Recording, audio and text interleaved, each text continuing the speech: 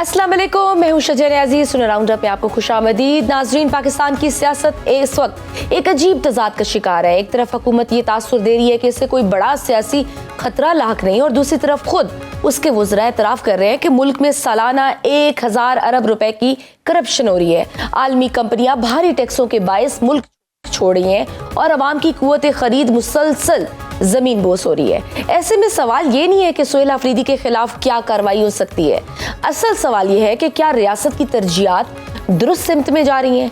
खैबर पख्तूनख्वा में ऑपरेशन पर इख्तलाफ, दहशतगर्दी के मामले पर मुतनाज़े बयानात और फिर इन बयानात को बुनियाद बनाकर सियासी महाजराई, क्या इससे आम आदमी के मसाइल हल होंगे?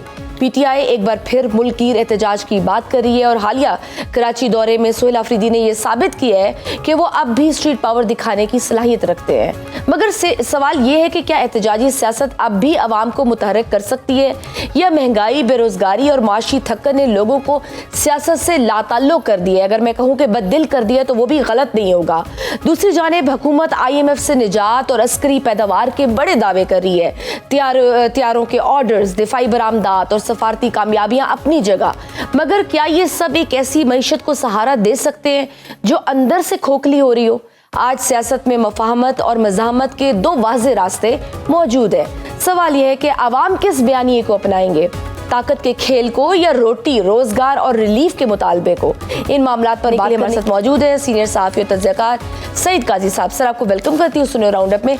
सईद साहब, सबसे पहले तो इस वक्त खैबर पख्तूनख्वा हुकूमत और सुहेल अफरीदी के हवाले से जो चेमोगइयाँ चल रही हैं कि उनकी नाअहली या गिरफ्तारी हो सकती है, आप क्या समझते हैं? क्या हुकूमत के लिए एक अक्सरियती सूबे के वज़ीर आला के खिलाफ ऐसा कोई सख्त एक्शन लेना वाकई आसान होगा? ये एक्शन तो जिस तरह के दिए जाते रहे हैं वो हमारे सामने ही है, और हुकूमत क्या कितना एक्शन ले सकती है या हुकूमत के पास वो कितनी बाख्तियार हुकूमत है, ये भी एक सोचने वाली बात है। एक्शन तो कुछ भी ले सकते हैं। मेरा नहीं ख्याल कि कोई इतना ऐसे हमारे मसाइल हैं कि हमें इतना ज़्यादा जो कॉन्फ्लिक्ट को इतना आगे लेके जाएं।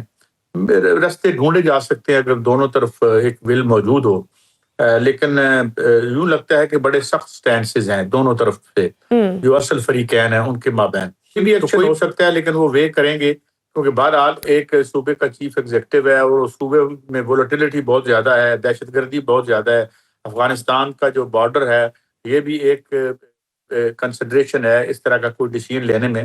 तो हम तो दुआ ही कर सकते हैं कि बेटर सेंस प्रीवेल करे और उसमें दोनों अतराफ जो हैं वो एक दूसरे को कोई जगह दें, मगर फिलहाल मुझे ऐसा नहीं लगता जी। क्योंकि सर, कल ही हमारे प्रोग्राम में एक कोऑर्डिनेटर वज़ीर आज़म इख्तियार वली साहब बैठे हुए थे, उन्होंने वाज़ेह तौर पर कहा है कि अगर सुहेल अफरीदी स्टेप डाउन नहीं करते तो फिर गवर्नर राज समेत तमाम ऑप्शंस ज़ेरे गौर आ सकते हैं। आपके ज़राए क्या कहते हैं? क्या वफाकी हुकूमत वाकई ऐसे किसी इक़दाम पर संजीदगी से गौर करिए, या ये सिर्फ बयानात की हद तक ही है? देखिए, इसमें दो बातें हैं। गौर तो वो हमेशा ही करते रहते हैं, क्योंकि यहाँ पे हमारे यहाँ जो रूल्स ऑफ द गेम है वो चेंज हो गए। यहाँ पे जो है वो एक इक़्तिदार में जो एक पीसफुल ट्रांजिशन थी वो अब हमारे यहाँ नजर नहीं आती, और उसमें ये है कि ये एक यूं लगता है कि किसी जगह घर, मकान या प्लाट पर कब्जे की लड़ाई की शक्ल इसको हमारी रूलिंग इशराफिया ने दे दी है। क्योंकि एक तो ये एक जो गवर्नमेंट है वो एक बिल्कुल बिजनेस एम्पायर की तरह है। आप हम जानते हैं कि जितने भी हमारे हुक्मरान हैं उनके दो पेशे हैं, एक उनके निजी कारोबार है और एक जो कार रियासत है या कार हुक्मरानी है। तो इसलिए सबकी जो कंप्रोमाइज्ड लगती है हमें, ये चैलेंजेस बहुत बड़े हैं। इस तरह की हमाकत ना ही करें। अब आप देखें, मैशत का एक मामला है, मैशत पे बार बार इनकी सरजनश की रिपोर्टरी की जा रही है और उनसे वो ठीक हो भी नहीं पा रही, सिवाय कर्जों के और शॉर्ट फॉल्स आ रही है। इस दफा भी जो अभी मैं आर्टिकल देख रहा था कि ये जो जून से लेकर दिसंबर तक इतने लोगों के जो टैक्स रिफंड है वो भी रोक के रखे हैं, इसके बावजूद जो एक टारगेट था वो पूरा नहीं हुआ। तो इसलिए मेरे ख्याल में जो करने वाले काम है वो करें, लेकिन सवाल ये है कि दे because of their rise to power is so जो एक है क्वेश्चनेबल है कि they are always looking over there shoulder. और मसाइल जो हैं इनके हुकूमत में रहना और हुकूमत में अपने आप को शेर की सवारी की तरह है یہ شیر کی سواری سے یہ حکومت جو ہے وہ حکمرانی شیر کی سواری ہے، کیونکہ ڈر لگتا ہے سب کو کہ نیچے اترے تو شیر کھا نہ جائے. تو یہ زیادہ تر انرجی جو ہے ان کی ادھر کنزیوم ہو رہی ہے، اور جو وائٹل ایشوز ہیں جو ریئل ان کی اپوزیشن ہے. میں real opposition P T I کو نہیں سمجھتا، میں ریئل اپوزیشن اکانومی کو سمجھتا ہوں. اس لیے روزانہ 4 5 کمیٹیاں بن رہی ہیں.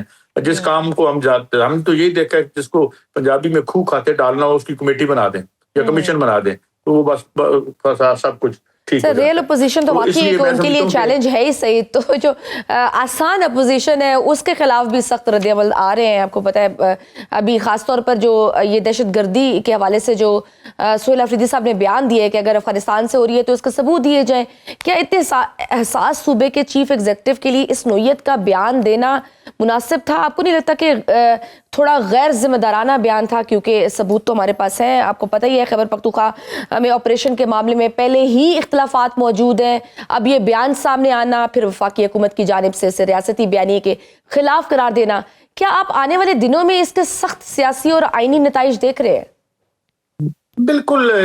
دیکھیں ایک کنفرنٹیشن کی پالیسی ہے، اور بیسیکلی یہ ان کا بیان جو بھی ہے آفریدی صاحب کا، بیسیکلی تو یہ خان صاحب کا بیان ہے.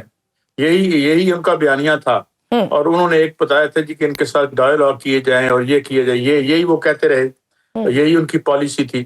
اس حوالے سے تو وہ اسی اسٹیٹڈ پالیسی جو خان صاحب کی ہے اس کو ہی وہ آگے بڑھا رہے ہیں، کیونکہ وہ ان کے ہینڈ پکڈ ہیں.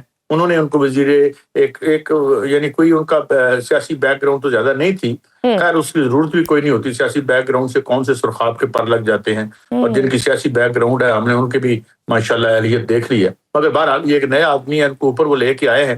اور جو اس وقت بنیادی مسئلہ ہے وہ ان کا یہ جو دہشت گردی سے بڑھ کے خان صاحب کی رہائی کا معاملہ ہے.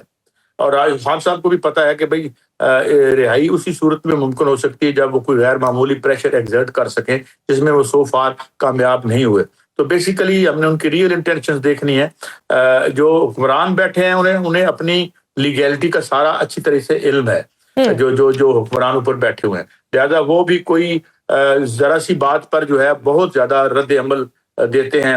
اور اس وقت جو سٹنگ گورنمنٹ ہے وہ بھی یہی چاہتی ہے کہ جو مقتدرہ کی اور پی ٹی آئی کی لڑائی ہے یہ جاری رہے، کیونکہ اس لڑائی کی وجہ سے ہی تو وہ اقتدار میں ہیں. تو لہذا ایک بڑی انفارچونیٹ سی سچویشن ہے. اتنے متضاد مفادات ہیں. جہاں انہوں نے یہ بیان دیے، ساتھ ہی انہوں نے ایک اور چیز بھی کی تھی. انہوں نے کہا کہ اگر وزیر اعظم صاحب بات چیت کے لیے، مذاکرات کے لیے دعوت دیتے ہیں تو انہوں نے کہا ہے کہ بالکل میں دہشت گردی کے معاملے پر ملاقات کے لیے تیار ہوں.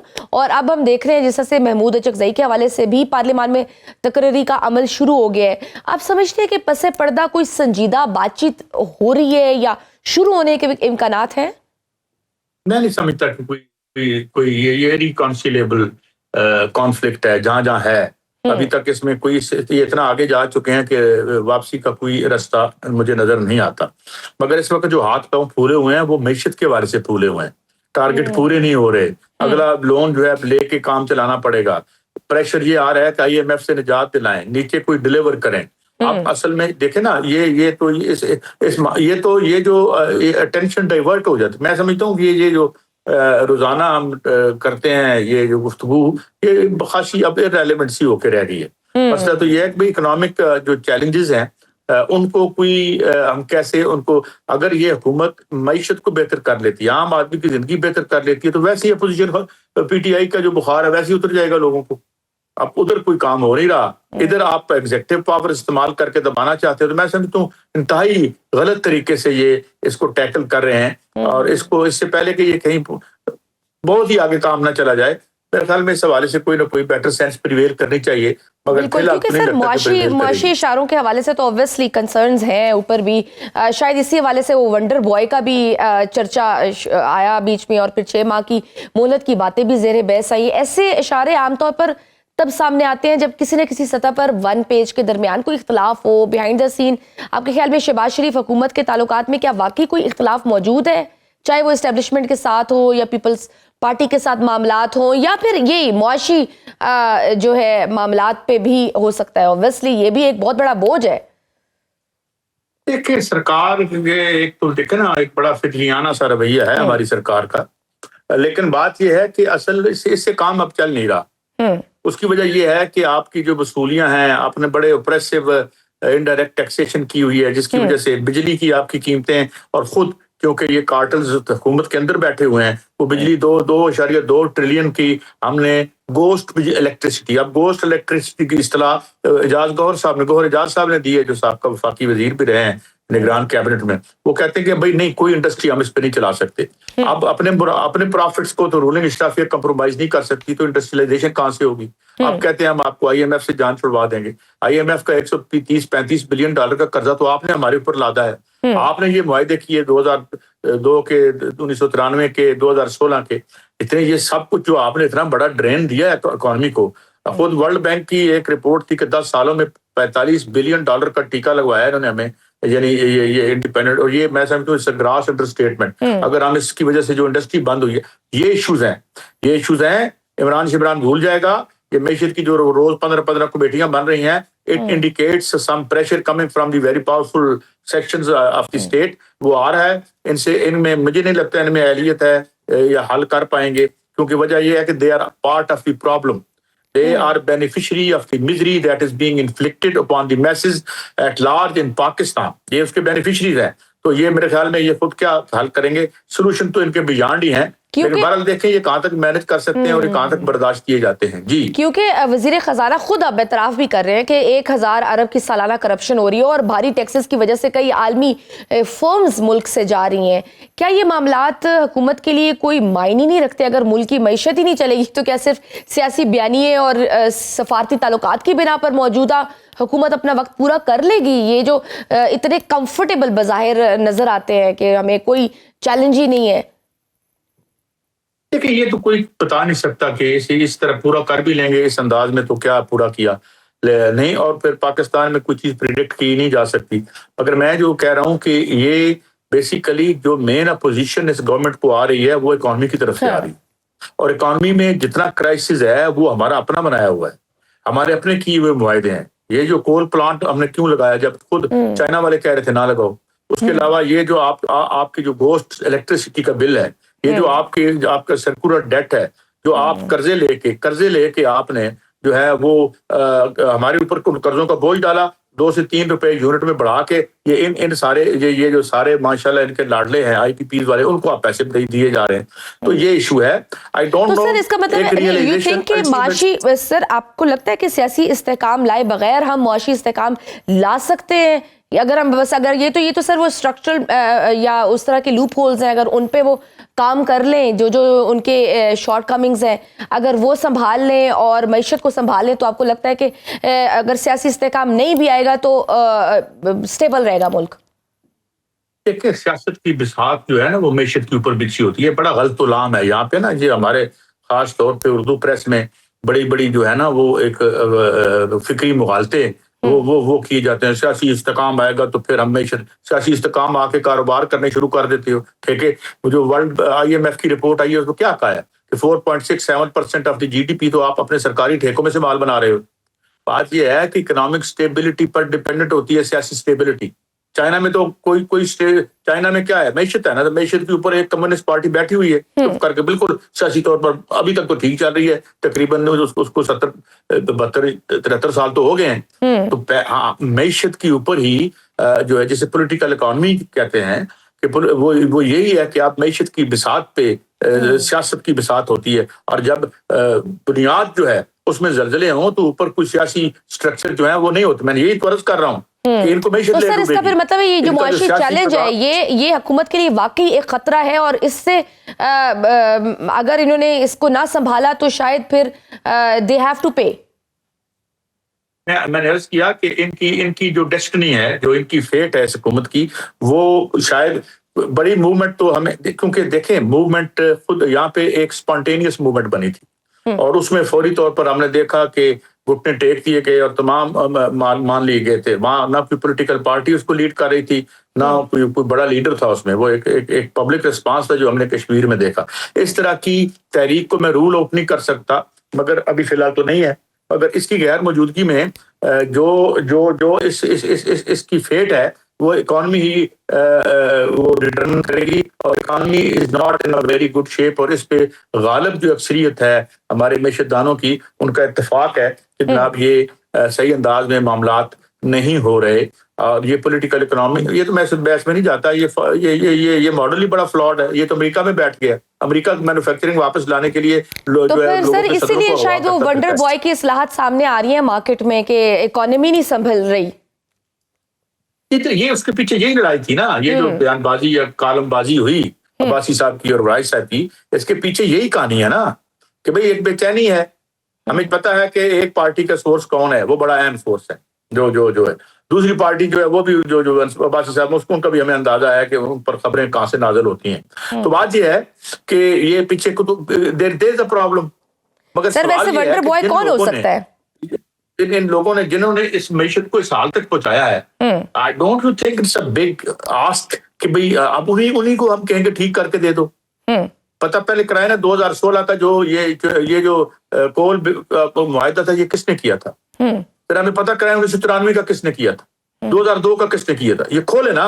میں SIFC سے گزارش کرتا ہوں کہ آپ ایک اچھی باڈی ہیں جو کام کر رہے ہیں اور آپ نے ڈالر کو بڑا ارسٹ کرا ہے, تو آپ ذرا یہ 4-5 معاہدے کھولیں. ممکن ہے مجھے یہاں سے اٹھ کے تو جیل میں جانا پڑ جائے, جھنڈے والی گاڑی سے اٹھ کے. یہ جو کام ہے, یہ جب آپ کو وجہ کا پتہ نہیں ہے تو آپ اس کو درست کیسے, ایٹیالوجی ہوتی ہے نا, آپ کو بیماری کا پتہ ہوتا ہے تو آپ کہتے ہیں دوائی لے لو. بیماری کو ہم جانتے نہیں ہیں, کمیٹیاں بنائی جا رہے ہیں کر دو, اور ان لوگوں کو کمیٹیوں میں بٹھایا ہوا ہے جن کے مطلب ہے میں کیا ان پر کچھ کمنٹ نہیں کرنا چاہتا. آپ کے خیال میں ایسا ونڈر بوائے کون ہو سکتا ہے جس کو جو یہ ہمارے مسائل سالو کر سکتا ہے؟ ان کی اس وقت تو مجھے کوئی بھی نظر نہیں آ رہا. جس کو مرضی یہ لے آئیں. اس معیشت میں اگر آپ fundamental nothing less than a revolution can save this economy, میں یہ آپ کو عرض کرتا ہوں.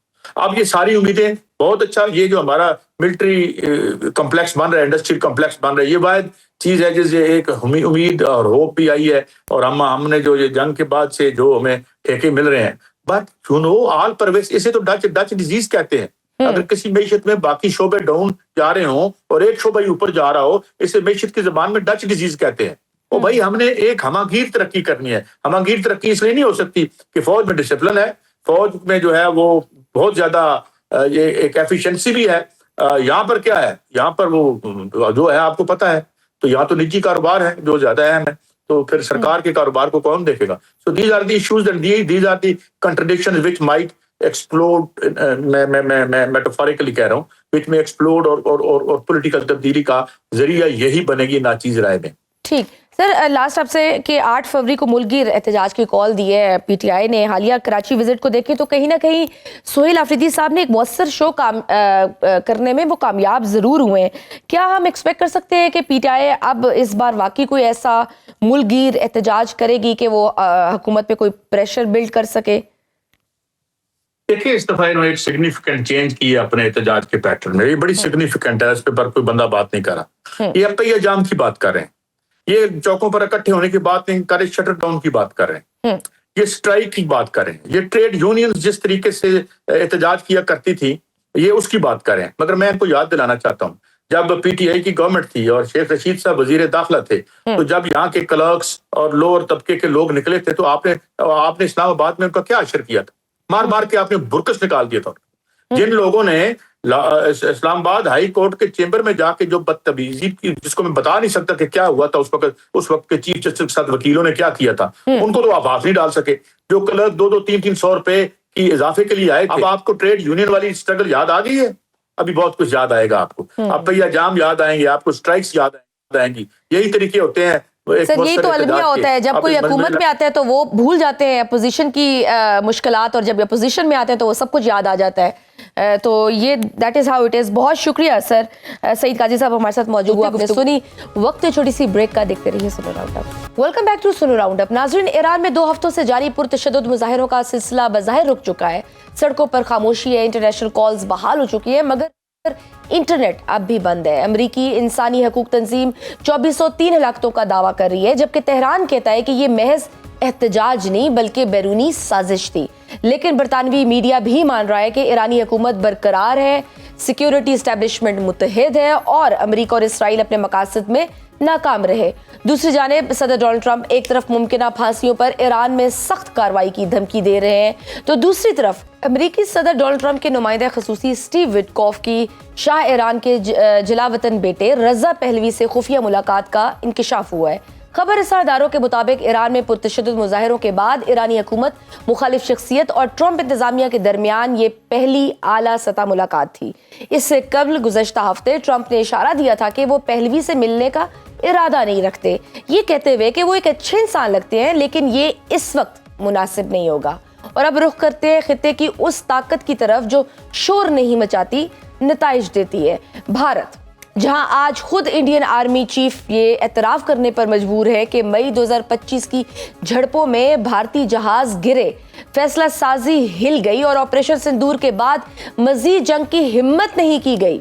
नाजरीन, यही वो लम्हा था जिसके बाद पाकिस्तान की दिफाई सनत दुनिया में छा गई। आज सूरत हाल ये है कि इंडोनेशिया पाकिस्तान से 40 से ज़ायद JF-17 थंडर और शेफर्ड ड्रोन्स खरीदने के इंतहाई करीब है। सूडान के साथ $1.5 अरब का दिफाई मुआहिदा आखिरी मरहल में है। न सिर्फ ये बल्कि उसमें 8K जेट्स और सुपर मुशाक 200 से ज़ायद ड्रोन्स और मुमकिन तौर पर JF-17 थंडर शामिल है। लीबिया के साथ $4 अरब से ज़ायद का तारीखी मुआहिदा हो चुका है। बांग्लादेश और सऊदी अरब के साथ अरबों डॉलर की दिफाई डील्स पर बातचीत जारी है। इस वक्त सदर मुमलिकत आसिफ अली जरदारी भी बहरीन में मौजूद हैं, जहां अरब न्यूज़ के मुताबिक माशी और दिफाई डील्स होने के इम्कानात है। भारत राफेल के मजीद कर्जे ले रहा है, वहीं पाकिस्तान के हथियारे लड़ाई में आजमूदा होकर दुनिया भर में मांग पैदा कर रहे हैं। ये सिर्फ दिफाई कामयाबी नहीं है बल्कि ये स्ट्रेटेजिक बर्तरी है। इन्हीं मामलात पर बात करने के लिए हमारे साथ मौजूद हैं air marshal retired Arshad Malik साहब।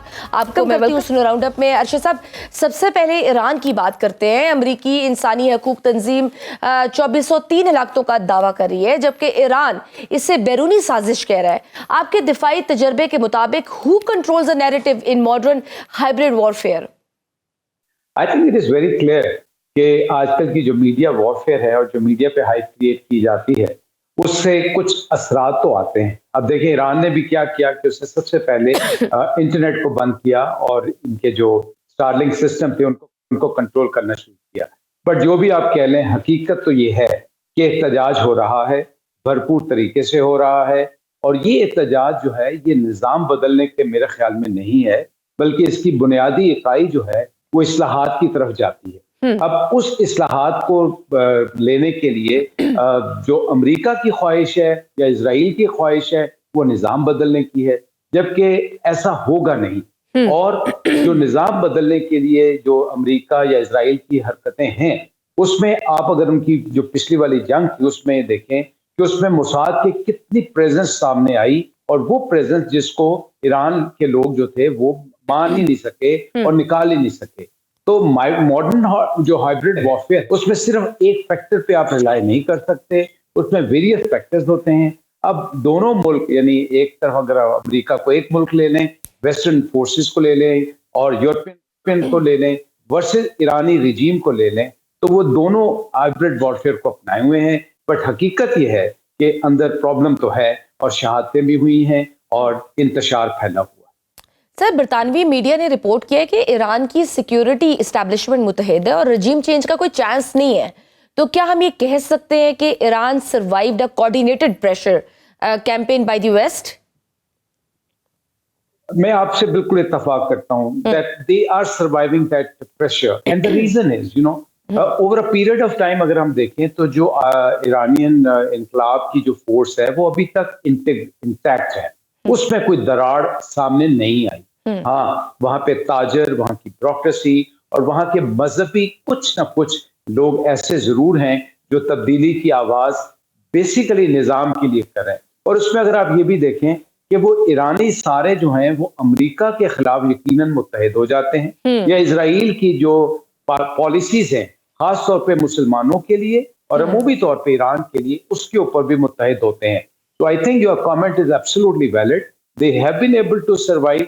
They may survive, but probably Iran की जो रिजीम है उसको मोतदल पसंदों को या इन ताजरों की बात सुननी पड़ेगी, रिफॉर्म्स लानी पड़ेंगी। एक आम आदमी जो वहाँ के इकोनॉमिक इश्यूज हैं, जहाँ महंगाई उनका प्रॉब्लम है, बेरोजगारी उनका प्रॉब्लम है, तो इस तरह की चीजें they need to address it.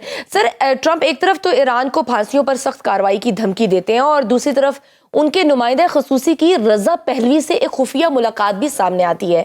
کیا یہ ایکسپیکٹ کیا جا سکتا ہے کہ امریکہ اس رجیم چینج کو اگر مظاہروں سے کامیاب نہیں کروا سکا, وہ تو ہم دیکھ رہے ہیں, تو اب کیا باقاعدہ حملہ کر کے ایران پر قبضہ کرے گا؟ میں آپ کی پہلی بات کو تھوڑا سا تسلسل دینا چاہوں گا کہ لوگ پریشان ہیں, افراط زر ہے, کرنسی ڈی ویلیو ہو چکی ہے, بے روزگاری ہے, اور بہت سی پابندیاں جو ایران کے اوپر لگی, جس میں میری ذاتی رائے میں غلط بھی ہو سکتا ہوں, بٹ ایران کی جو فورن پالیسی ہے جس میں انہوں نے اپنا فٹ پرنٹ دوسرے ملکوں میں رکھنے کی کوشش کی, دوسری طاقتوں کے توازن میں خلل اندازی ڈالنے کی کوشش کی, اس کی وجہ سے افراتفری بھی آئی, اور خاص طور پہ نوجوان, جیسے آپ نے بھی فرمایا, بے روزگار ہوا, تو وہ پریشان ہے. لیکن رضا شاہ پہلوی کا میں کوئی رول دیکھتا نہیں ہوں. جیسے میں نے پہلے کہا کہ نظام کی رجیم کی بدلی جو ہے وہ میں نہیں دیکھ پا رہا. شاید ایسا ہو جائے کہ ان کا کنٹرول ضرور رہے, جو ایگزسٹنگ پاورز ہیں معتدل لوگوں کو یہ لے کے آ جائیں. لیکن ایک بات میں اور آپ اتفاق کریں گے کہ جو شورش پنپ رہی ہے, جو افراتفری ہے, جو لوگوں میں اضطراب ہے, وہ اس طرح ختم نہیں ہوگا. ان کو لانگ ٹرم میں اسٹریٹجک لیول پہ کچھ نہ کچھ کرنا پڑے گا. لیکن امریکہ کی جو رضا شاہ پہلوی کے ساتھ کوشش ہو رہی ہے وہ کسی طور بھی میرے خیال میں کامیاب نہیں ہوگی. سر, یہ تو خیر ایران کی سچویشن تھی. خطے میں ایک اور بڑی ڈیولپمنٹ بھی ہوئی ہے کہ آرمی چیف نے پہلی بار واضح طور پر یہ اعتراف کر لیا ہے کہ آپریشن سندور میں ان کے جہاز گرے اور حکومت عملی طور پر فلاپ ہوئی ہے. بطور سابق فوجی افسر, آپ اس اعتراف کو بھارتی فوج کے لیے عالمی سطح پر کیسے دیکھتے ہیں؟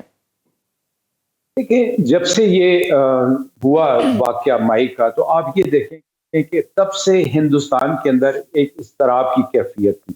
آلدو مودی نے الیکشن تو جیت لیا, لیکن اس الیکشن کو جیتنے کا ایک علیحدہ سے ہم ڈسکس کر سکتے ہیں کہ اس نے کس طرح انویسٹ کیا, کس طرح خواتین پہ انویسٹ کیا, اور کس طرح ٹرن اوور کو انشور کیا, اور اس کی وجہ سے وہ الیکشن تو جیت گیا. لیکن یہ بات طے ہے کہ جو مورائل آف آرم فورسز, اور خصوصی طور پہ ہندوستان کی فضائیہ کا مورائل بالکل دگردوں ہو چکا ہے. اس میں وہ طاقت, وہ جرت نہیں ہے.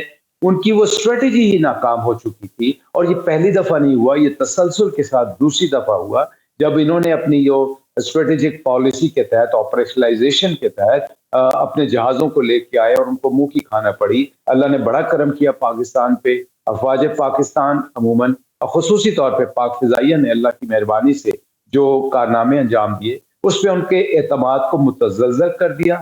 اب ان کے پاس منہ چھپانے کو وقت نہیں مل رہا تھا.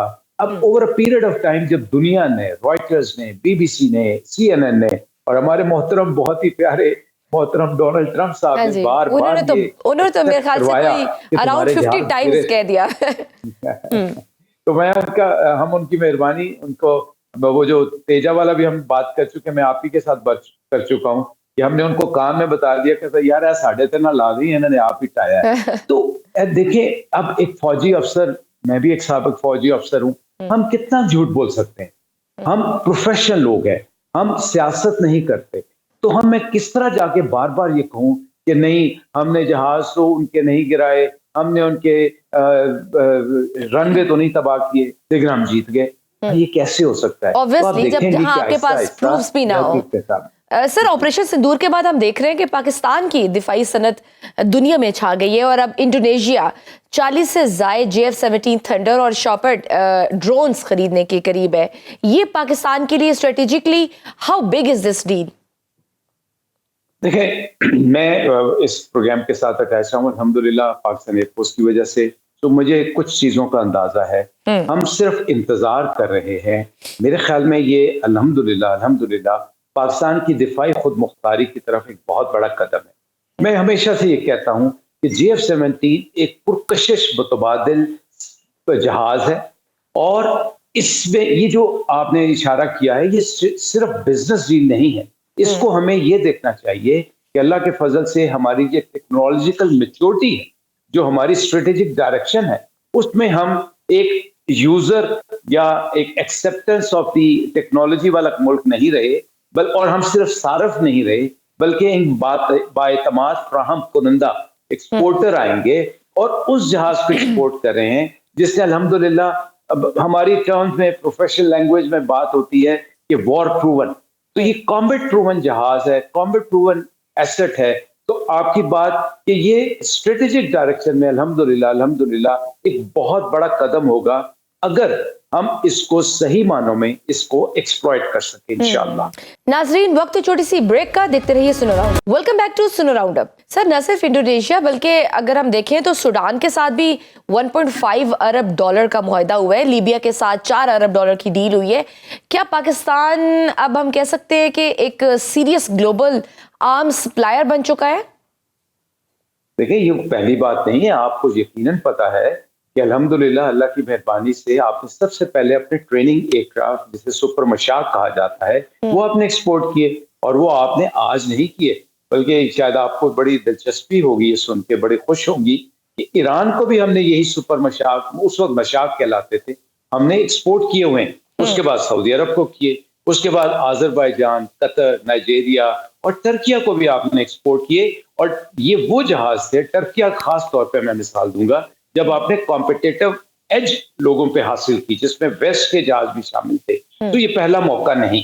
तो आपको ये भी, मैं नाजरीन के लिए ये भी कहना चाहूंगा कि आपको अल्हम्दुलिल्लाह इस पे फख्र ये होना चाहिए कि पाकिस्तान एयरफोर्स वो वाहिद एयरफोर्स है जो अल्हम्दुलिल्लाह न सिर्फ जहाज उड़ाती है, न सिर्फ कामरा में जहाज मेंटेन करके उनको अच्छा मेंटेन करती है, बल्कि जहाज बनाकर एक्सपोर्ट करती है। और इससे पहले आपके नाइजीरिया में जहाज एक्सपोर्ट हो चुके, आज़रबाईजान के साथ डील हो चुकी, और जिन मुल्कों के साथ आपने इशारा किया, इंशाअल्लाह जो बातचीत हो रही है, मुझे अल्लाह से बड़ी उम्मीद है कि because of this strategic asset, because of this attractive option, because of the war proven capabilities of JF-17 aircraft and because of the affordable price, मेरे ख्याल में इंशाअल्लाह हमें इसमें यकीनन कामयाबियां हासिल।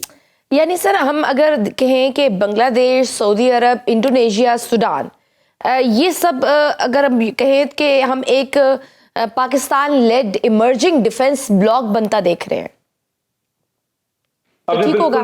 देखें, इसको इससे लिंक करें ना, सबसे पहले तो आप देखें कि जब आपने अल्हम्दुलिल्लाह सऊदी अरब के साथ स्ट्रेटेजिक डिफेंस पैक्ट किया, अब खबरें ये आ रही हैं कि टर्किया उसमें शामिल होने के लिए बिल्कुल तैयार बैठा है। मेरी ये राय है, और मैं गलत भी हो सकता हूँ, कि जब ये टर्की, सऊदी अरेबिया और पाकिस्तान का एक नेक्सस बनेगा तो इसमें और गल्फ स्टेट्स भी इंशाल्लाह आ जाएंगी। अब हम बार बार ये कहते हैं कि हिंदुआता सोच और जो इंतहा पसंदा सोच और जो नेतन्याहू की दोस्ती मोदी ने की, उससे उसने इलाके को गैर मुस्तहकम कर दिया, एक गैर मुबहम सी सूरत हाल पैदा हो गई, जिसकी वजह से आहिस्ता आहिस्ता सबसे पहले बांग्लादेश ने लीड ली है, और इंशाअल्लाह बाकी मुल्क भी इसको, श्रीलंका, नेपाल, भूटान, ये सब रियलाइज करेंगे, और ये एक ऐसा नेक्सस बनेगा जो कि आज की रिक्वायरमेंट भी है। हमें लार्जर पैक्ट्स के साथ साथ, लार्जर अलायंसेस के साथ साथ अपने रीजनल अलायंसेस की तरफ भी तवज्जो देनी चाहिए। और जैसे आपने फरमाया, ये जो हम डिफाई डील करने जाएंगे, इसको हमने सिर्फ सेल्स तक नहीं रखना, बल्कि दिफाई सफारतकारी के तौर पे इस्तेमाल करना है। और ये तभी इंशाअल्लाह मुमकिन होगा जब वजारत खारजा, वजारत दफा, पाकिस्तान एयरफोर्स और पाकिस्तान एरोनॉटिकल कॉम्प्लेक्स मिलके एक हमजहत पॉलिसी के तहत इस पे इम्बाक होंगे इंशाअल्लाह। और फिर आप ये देखेंगी कि जो आप बात कर रही हैं, अल्लाह ताला हमें उसमें इंशाअल्लाह कामयाब करें। और दूसरा सर ये कि इन दिफाई मुआहिदों में पाकिस्तान को सिर्फ पैसा नहीं बल्कि टेक्नोलॉजी ट्रांसफर भी मिल सकता है, तो फिर कौन सी ऐसी टेक्नोलॉजीज हैं जिनसे पाकिस्तान को सबसे ज्यादा फायदा हो सकता है? देखिए, ये एक एविएशन एको विजन है, एक एको डेवलप होता है जिसमें आप अपनी दिफाई सनत जो है, जिसमें प्राइवेट सेक्टर है, उसको भी आप प्रमोट करते हैं, और बहुत से ऐसी चीजें हैं जो कि आप प्राइवेट सेक्टर से बनवाते हैं, बहुत सी चीजें हैं जो एरोनॉटिकल कॉम्प्लेक्स में बनती, बहुत सी ऐसी चीजें हैं जिसमें नेस्कॉम, SPD के इदारे आते हैं। तो ये जब सारे मिलते हैं, इससे आपके इदारे मुस्तहकम होते हैं, आपकी टेक्नोलॉजी मैच्योर होती है। मैंने जैसे कहा ना कि ये सिर्फ आप इसको सेल्स पे ना रखें, आप इसको ट्रेनिंग पैकेज को साथ लेके चलें, फिर आप इन्हीं जहाजों की मेंटेनेंस का पैकेज इसमें शामिल करें, फिर जो हमने वेस्ट में देखा, जो हमने मिराजेस में देखा, जो हमने 16 में देखा या दूसरे वेस्टर्न टेक्नोलॉजी में देखा, इसकी अपग्रेडेशन का एक विजन अभी से तैयार होना चाहिए और उस अपग्रेडेशन को भी आप अपने हाथ में रखें इंशाल्लाह. तो that is how it's a complete echo which we create, we mature it and we export it inshallah. बिल्कुल सर, क्योंकि पाकिस्तान के पास एयरक्राफ्ट्स और मिसाइल समेत ड्रोन्स टेक्नोलॉजी में अगर हम देखें तो कौन से मुल्क के साथ शराकतदारी बढ़ानी चाहिए पर्टिकुलरली इस उसमें, और कौन सी ऐसी स्पेसिफिक टेक्नोलॉजी हो सकती है जो पाकिस्तान के लिए भारत अफगानिस्तान के हवाले से गेम चेंजर साबित हो सकती है? देखिए, उसमें हमारे पास ऑटोमेटिक ऑप्शन स्ट्रेट वे तो चाइना बनती, लेकिन चाइना के साथ साथ बड़े मोहतात अंदाजे के साथ साथ, क्योंकि अब वो कीमत में काफी आगे जा रहे हैं और टेक्नोलॉजी भी बेहतर, उसके साथ साथ जो ऑटोमेटिक सेकंड चॉइस बनती है वो है टर्किया. टर्किया के साथ हमारे पहले भी रवाबत ड्रोन के सिलसिले में है. सबसे पहले हमने चाइना के साथ एस्टेब्लिश किए, फिर हमने इटालियन के साथ किए. अब मेरे ख्याल में तवीलुल मुद्दत जो तवीलुल मयाद मुआहदे हैं वो हमें टर्किया के साथ करने चाहिए. और अब आपने फरमाया कि कौन सी चीजें, 2-3 चीजें याद रखिएगा. ड्रोन टेक्नोलॉजी में एक है कॉम्बैट, दूसरी है कॉम्बैट वेपन्स इंटीग्रेशन, तीसरी है डेटा लिंक, चौथी है जो उसकी टेलीमेट्री. तो ये चंद एक वो चीजें हैं जिसमें टर्किया की डेफिनेटली हमसे बेहतर है और हमारे पास भी अल्हम्दुलिल्लाह कोई ऐसी बात नहीं है. लेकिन अगर आप टर्किया के साथ मिल जाते हैं तो ये 3-4 जब चीजें आप स्ट्रेंथन करके मैच्योर कर लेते हैं तो खास तौर पे दुश्वार गुजार इलाकों में, पहाड़ी इलाकों में जो हमारे मगरिब की तरफ है और मशरिक की तरफ, आप जब उनके मिसाइल वेपन सिस्टम है उनसे बचने के लिए आप इनको बड़े इफेक्टिवली एम्प्लॉय कर सकते हैं. बिल्कुल सही सर. बदलते हुए आलमी माहौल में ईरान का दबाव में आना, फिर भारत की एतराफी शिकस्त और पाकिस्तान की दिफाई बरामदात, क्या ये सब मिलकर एक new strategic order in the reason की तरफ इशारा नहीं करते? इंशाल्लाह. अगर आपने देखें 2-3 बातें, एक तो जो बिल्कुल आप सही कह रहे हैं, न्यू स्ट्रेटेजिक डायरेक्शन आपकी बन रही है. अगर आप इस एको को मेंटेन करते हैं तो आपकी इलाकाई रीजनल पोजीशन बेहतर हो जाती है.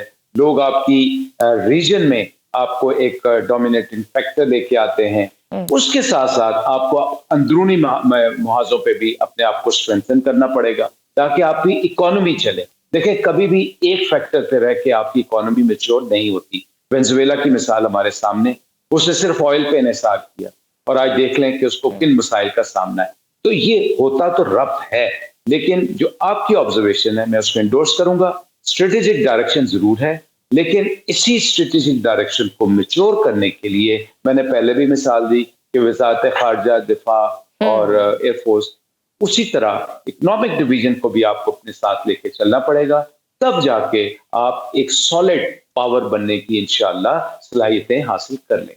ठीक, बहुत शुक्रिया. Air marshal retired Arshad Malik साहब मौजूद थे. नाज़रीन, गुफ्तगू आपने सुनी. आज के प्रोग्राम में बस इतना ही. इजाजत दीजिए. अल्लाह हाफ़िज़.